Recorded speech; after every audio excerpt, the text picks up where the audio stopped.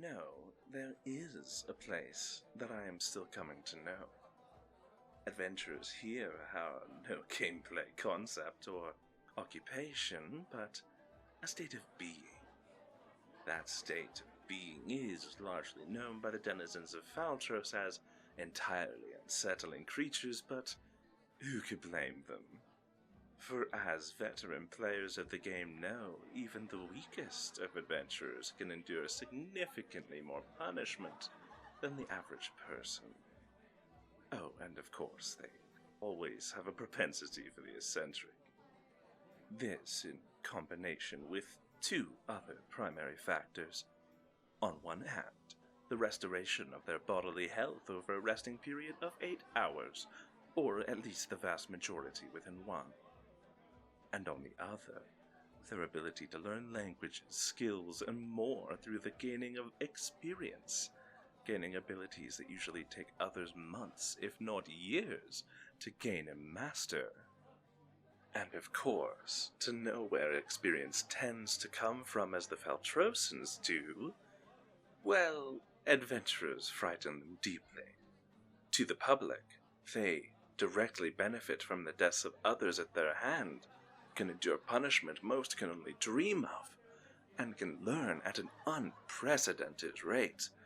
And as I've said, not all of this is untrue. Not only that, but it is speculated that the abilities available to them are not all completely known as well.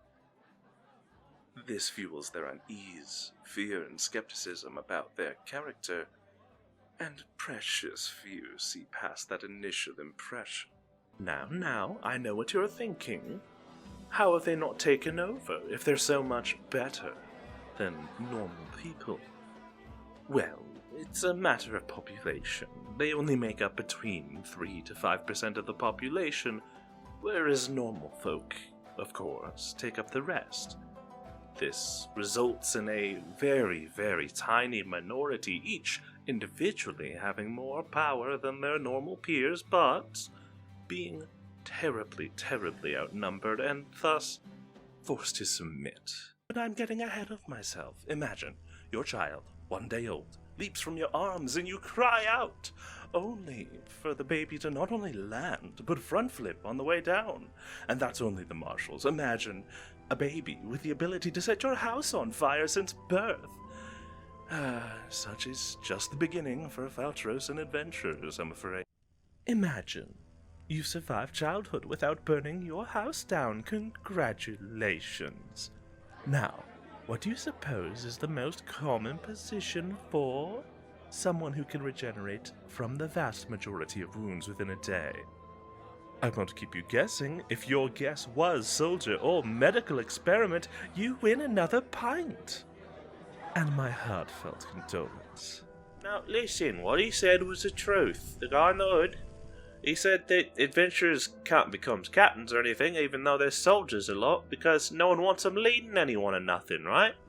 Can't trust them, and even though they can be all sorts of things, but they need those long odds to favour them long enough to get there, and what with everyone getting all nervous round them, and not liking them very much, wishing they were them deep down sometimes, it's hard to climb those ladders. Thank you, Captain. Please, get back to whatever this is. I have a story to finish. Now, as I was saying, adventurers are both powerful and helpless, priceless, yet cheap all the same, special, yet treated as dirt. As such, they managed to proceed in advancing society at a rapid pace, despite being under the thumb of the bee. After all, precious little experience is needed for some of them to gain expertise, accelerating them by leaps and bounds in their crafts. In fact, some amount renders them so very useful in so many ways. After all, why train artisans when adventurers with expertise will outdo them with a minimal amount of experience?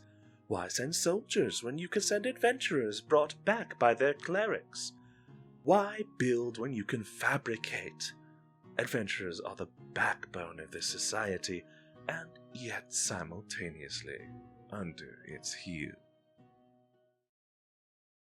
Hey there, I'm Artemy, Dungeon Master and Narrator, and this has been the premise for the self-made setting I run in, Faltros. Those of you who consider yourselves veterans of Dungeons & Dragons 5th Edition onward, listen close. By now, I imagine some of you have found the mechanics of the rulebooks to be hand-waving, oftentimes. But what if there were a world that had to grapple with the idea that such beings exist? Beings that, upon resting for a single night, recover to a full bill of health despite any wounds suffered, bar death or amputation. Beings that, upon causing the death of another, directly benefited from the experience. Beings that, despite never picking up a book in their life, grasp concepts that some may even find nigh impossible. Faltros and its sister planet Calibos are where such people live. They are known as adventurers, and all fear their approach.